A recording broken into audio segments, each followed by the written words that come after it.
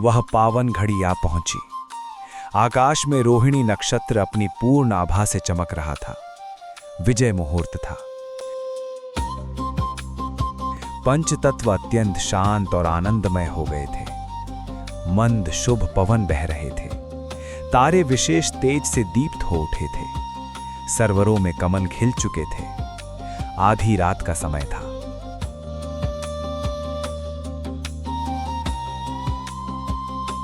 और उसी क्षण धरती पर भगवान श्री कृष्ण का अवतार हुआ। देवलोक आनंद से भर उठा। दिव्य वाद्य बज उठे।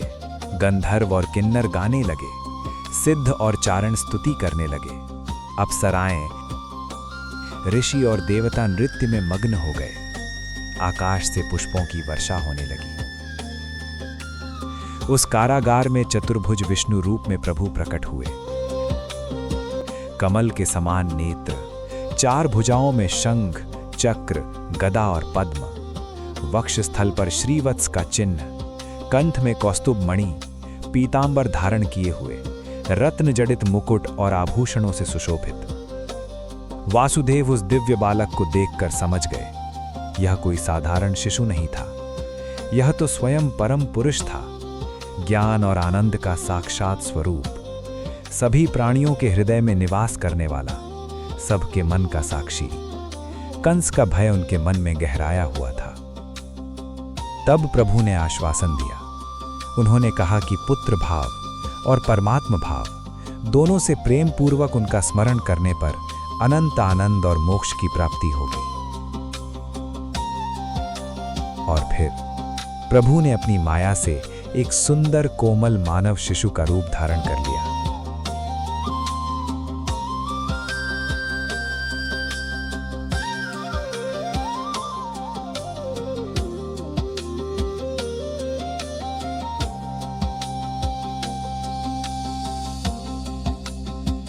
उस बालक ने संकेत दिया कि यदि कंस का भय है तो उसे गोकुल ले जाया जाए।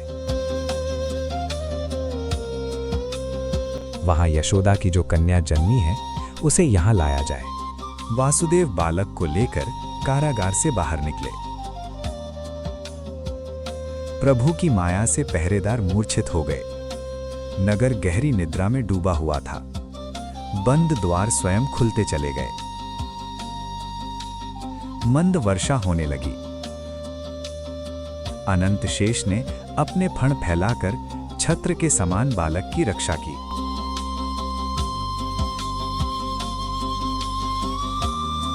उफनती यमुना ने मार्ग दे दिया और वासुदेव शांति से पार हो गए।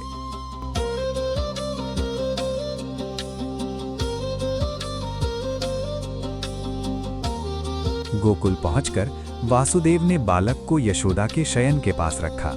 वहां से कन्या को उठाकर वे पुनः कारागार लौट आए। कन्या को देवकी के पास सुलाया और अपने पैरों में फिर से बेड़ियां गाल लीं। कुछ ही समय में कंस को जन्म का समाचार मिला।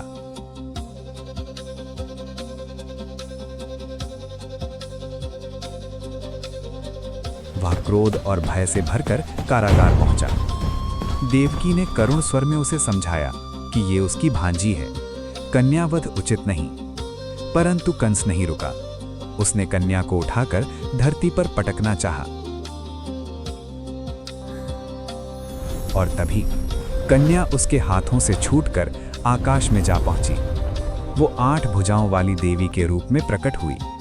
दिव्य आभूषणों से सुसज्जित, शस्त्रों से अलंकृत, देवलोक से उसकी स्तुति होने लगी। देवी ने कंस को चेताया। उससे कहा गया कि उसका अंत करने वाला कहीं और जन्म ले चुका है। निर्दोषों को सताने से उसे कुछ प्राप्त नहीं होगा। यह सुनकर कंस स्तब्ध रह गया। उसका अहंकार क्षण भर के लिए टूट गया। उसने देवकी और वासुदेव को मुक्त कर दिया, परंतु भाई ने उसका पीछा नहीं छोड़ा। उसने अपने मंत्रियों को बुलाया और शीघ्र ही अधर्म का भयानक निर्णय लिया गया। निर्दोषों का वध, गौओं, ब्राह्मणों, वेदों और यज्ञों का विनाश, धर्म को मिटाने का प्रयास। कंस अपने महल लौट गया और उधर गोकुल में भगवान श्री कृष्ण अपनी लीलाओं के लिए शांत भाव से मुस्कुरा रहे थे।